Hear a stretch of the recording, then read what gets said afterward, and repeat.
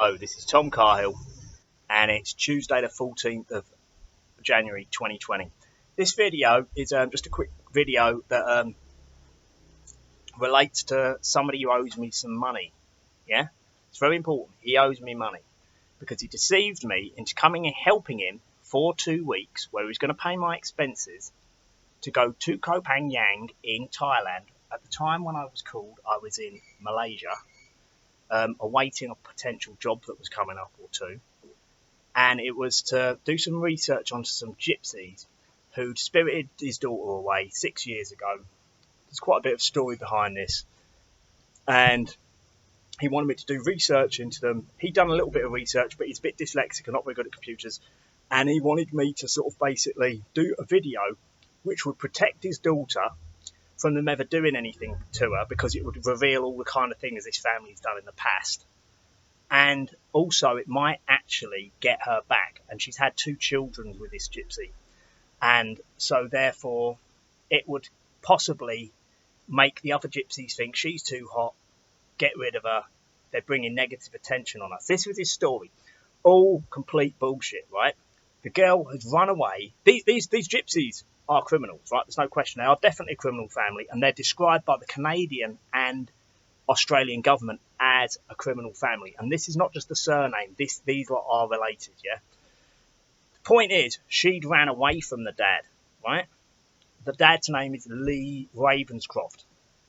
Now, he gave me this bullshit story about how the police hate him so much because he's a really clever criminal. And what he used to do, hasn't done it for years, but he made his initial money to get him started in life from doing commercial burglaries, right?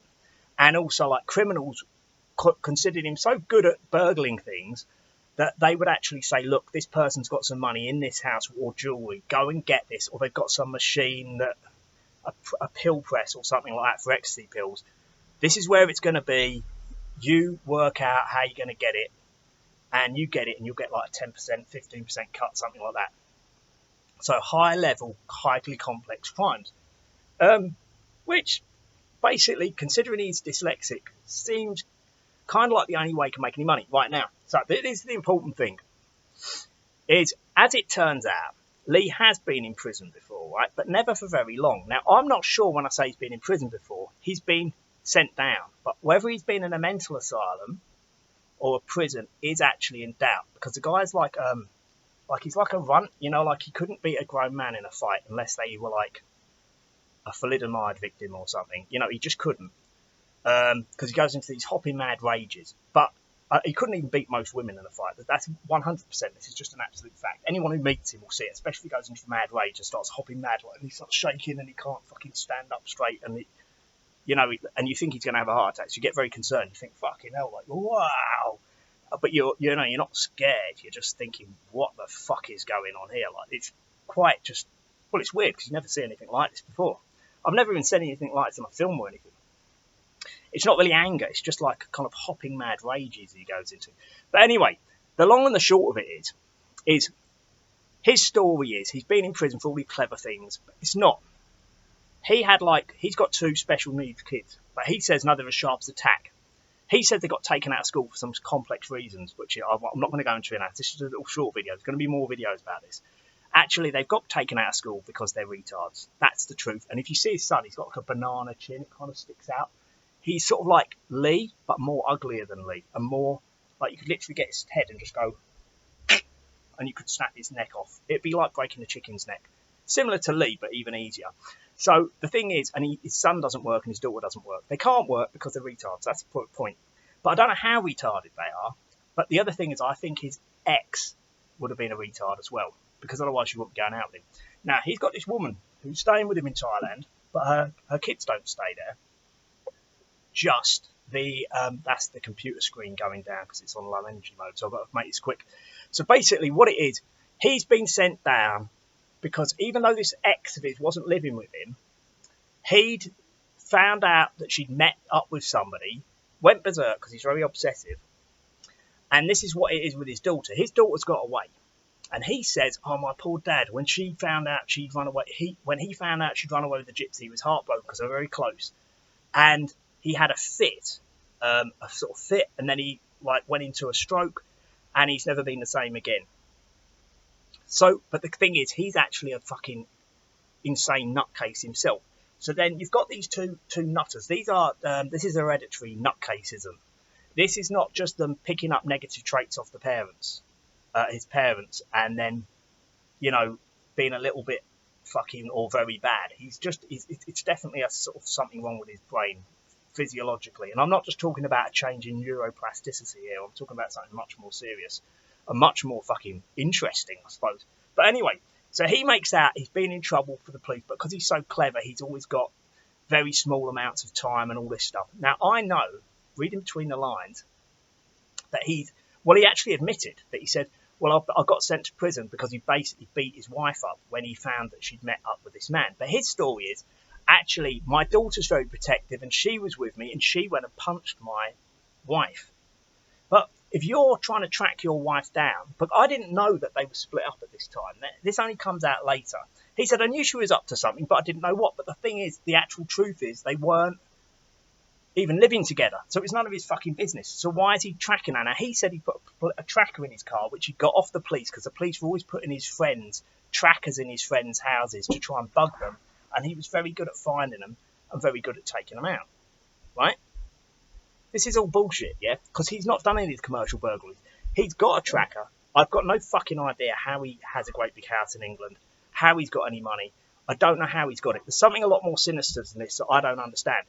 The point is he's got this stupid story about how his wife's next door. So basically, he's beating his wife up because he's found her meeting up with his ex up when they're not together, and he's beaten her up and he's got sent to prison. But he's got his daughter to say that she did it. But of course, the police didn't believe this because the whole story is completely ridiculous. So he's got convictions for beating women up. And then the last time I saw him in the airport going from Bangkok to Smooch is the first time I met him properly, because I had actually seen him in the past, but I didn't really know him. But it's just adding two and two together, it would have been him.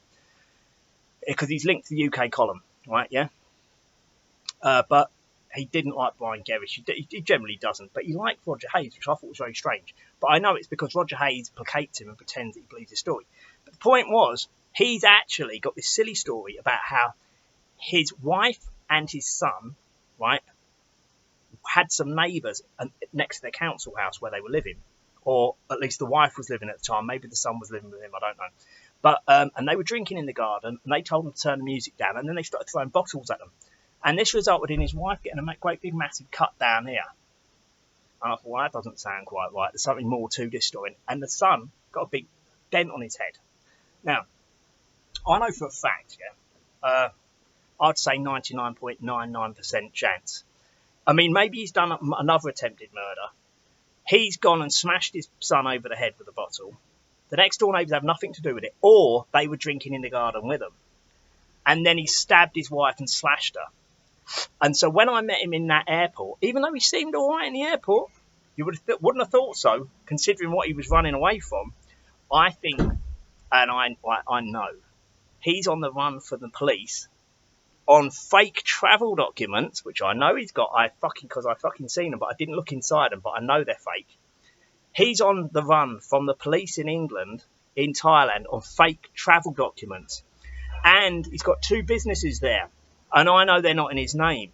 And I'm going to go into this on other videos. But anyway, I went over to help him do these videos and to try and protect his daughter. You know, safeguard her. And even if she did end up dead in a ditch, at least the gypsies will get caught for it. That was the whole idea. But then it turns out she's run away with the gypsies to get away from him because he's a fucking violent lunatic and she just had to run away from him. And she ran away with him. And of course, that's why the dad's gone mad. Because the granddad, he's gone mad. Because he was stalking her all the time. And they wouldn't let her go out of the house without him following her. This is what I'm reading between the lines. I'm going to explain all this, so you just got to bear with me. But I am going to explain it all. So, he's on the run on fake documents. He's already been fucked over by one lot of Thais. And lost all the properties he built on their land. Because he can't read and write. And so he can't really read and write in Thai. And because he's on fake travel documents, they work this out and they realise who he is, and then they think, well, we can easily steal off this cunt. And that's what they've done. So what it is I basically went over there. I was meant to go there for like 2 weeks to help him out. But all he was interested in was people who were commenting on videos on the internet that had been made by someone at the behest of him threatening these gypsies to give the daughter back, or, you know, they're going to be exposed. And then his daughter making a video saying, no, my dad used to beat my mother up until within an inch of his life. He even had the audacity and the lowness to try and get me to say that I'd beaten her up, and he made me do it. So his whole family fucking hate him, apart from his lunatic dad. He's on the run because he's tried to murder his wife. Yeah? And he's fucking hit his bottle with his son. That's what he's clearly done. And again, I'm going to go into this in more detail. But anyway, so he's got he's got one load of properties on the beach. And he's got one load of properties. They're not his, obviously, he's renting them. And he's got one lot of properties which his business has bought. But the thing is, when I was there, I know for a fact that this woman he's lived with absolutely fucking hates him. And he clearly, I know he's gone for a few times. And she's got kids, but they don't live with her there. They're almost grown up, but they don't stay there. Now, she's from Isan. Isan's north of Thailand, and all it is rice paddies and drinking Laokao, which is the fucking industrial alcohol, and taking methamphetamine. That's all they do up there. Seriously, it's not a particularly interesting life. But at the same time, Koh Phangan, there's lots of stuff to do. They get to learn to speak English, all this stuff, but still, she won't have them there. She keeps them up there where there's no job opportunities that are any good, all that type of stuff. So clearly, she doesn't want her family anywhere near him. But basically, he admitted he had guns for me. He was actually bragging about it, and he's put them in her name. And he was actually telling a couple of other people about them that I saw, and he had pictures on his phone, and I know where he's hiding them, but I haven't actually seen them. But I do know. As you drive up the drive, the first property you come to, if you don't go up the steps, it's the one as you go through this sort of covering, the kind of carport. It's on that side. It's on your right-hand side. That's where he's hiding them, because that's where he lives. That's got like a little self-contained kitchen in a little pod. It's called Bamboo Treehouse. And Bamboo Bay is the well-established bungalows that he's made on the beach. But this is up in the jungle, a little bit away from the beach. So, he's got 2 guns. And he idiotically, or imbecilically, like a complete imbecile, I got the police to go around because he wouldn't give me my stuff back when I left. Because he was going off his head all the time. And he'd actually, I seen him go for this woman. And he was going to hit her. And then all of a sudden he stopped. He was running with his fist out to hit her. And he obviously realised, well, I think it's 2 things. He realised I'm not going to let him beat her up right in front of me. Because he's a little weasel. You know, I could snap his neck like easily, or just hit him, bang. That would be the end of him. There would be no getting up from that. He'd be knocked out. But the thing is, because he's a lunatic, he's got guns. And of course, you're not like in a town. It's not like there's all houses next to you. So short of like going off with his car or going off with his motorbike, and then, of course, she would then, of course, turn on you because she's stealing those properties off him. You're going to have to beat her up. You know what I'm trying to say? It all gets very complicated. So it's better to just, like, placate him as much as possible.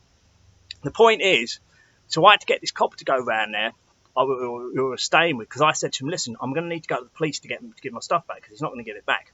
And he still actually owes me some money from money he's actually stole from me, and also my laptop charger. I had to buy a new one.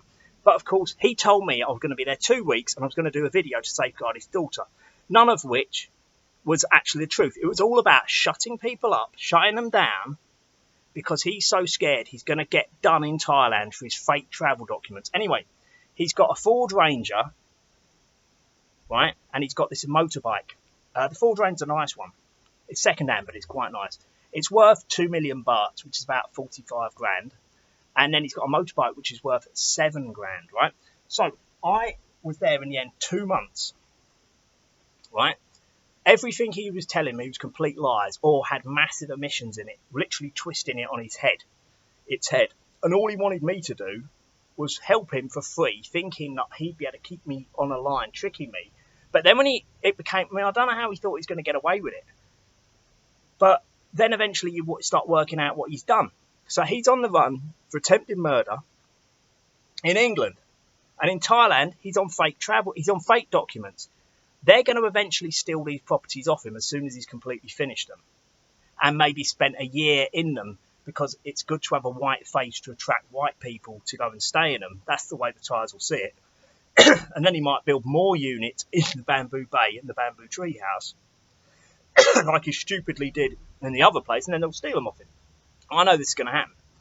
And I asked him to have a look at these documents because he can't read very good in English. And I was going to put them in an OCR, optical character recognition program, and convert them into Thai. And then each clause would be in Thai. And then at least you'd have a sort of starting point so you'd understand sort of what was actually going on. Because you can't really rely on, Google Translator. But at least you sort of have half an idea and it'd give you a head start. But he didn't want me to do that. So anyway, what I want him to do is in payment for these 2 months, considering he did actually threaten to kill me on more than one occasion, right, yeah? And he was tricking me from day one, and he never paid my expenses, and he did steal some money that a Thai who owed me a little bit of money paid into his bank account, and he then refused to pay me, right? This copper went up there, this fucking complete moron, right, said, "Why did you tell him about my guns?" And then he turned his head like that, and he's looking at the policeman, and he goes, "I haven't got any guns." And this copper can speak English better than he can. And he looked at me, he said, "Fucking hell, God, this guy is completely mental, isn't he? It's a good job you did." Because I said, "Look, you need to bring a gun up there because he's got guns. You know, he doesn't want to give my stuff back. He's a puny little weasel."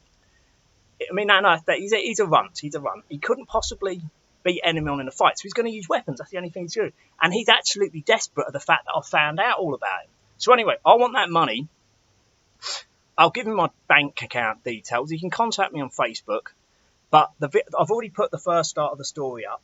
But he needs to be giving me that money. Fair enough, he might not be able to give me it all at one go. But I want that car and that motorbike on Koh Phangan or Koh Samui buy and sell, or preferably all of them. And I want to see confirmation that it's up on there. And I want to have some of that money straight away. You need to put it on for a quick sale. So you're going to have to get that money to me, because otherwise I'm going to publicise this. The British police already know he's on fake travel documents, because the British government will not give you real travel documents if you're on the run from the police, yeah? That's going to stop you getting them. So he's going to eventually have to do a bunk to Cambodia.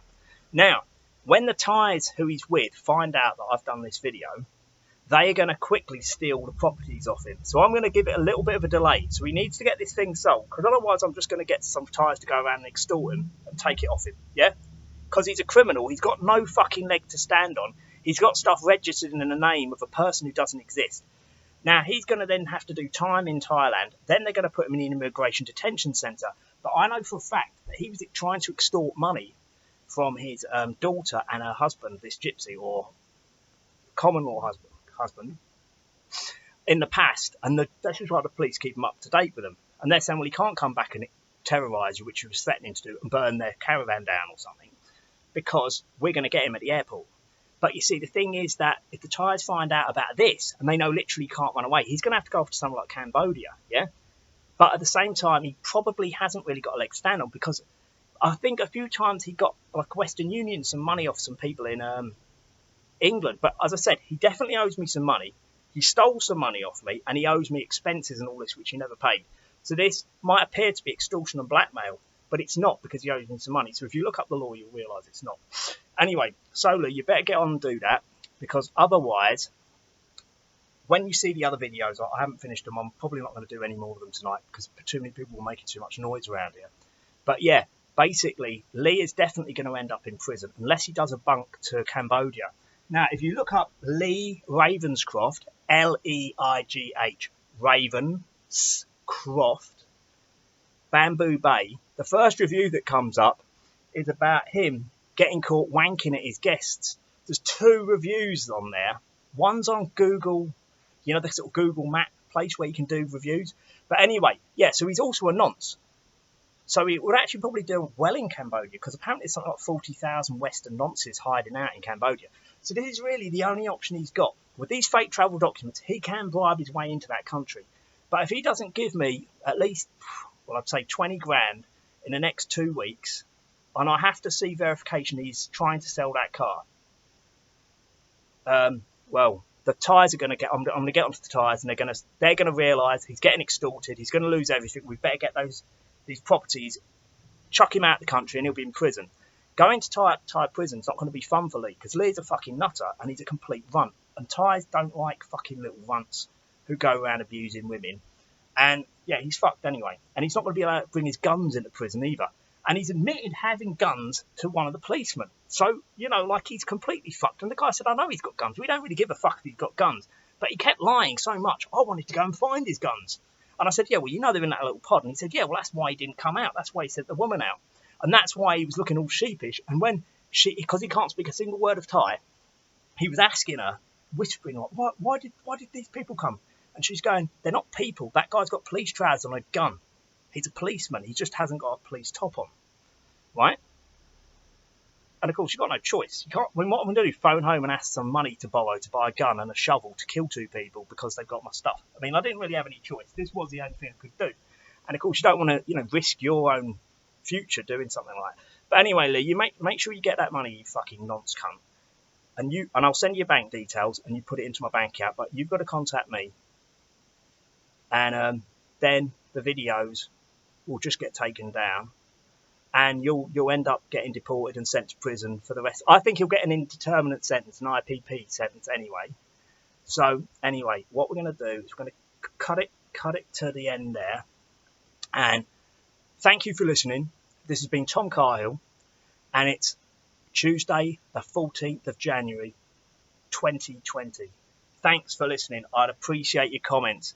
And don't go telling the police before I've got that money, all right? So promise me. All right, thanks a lot. Bye-bye.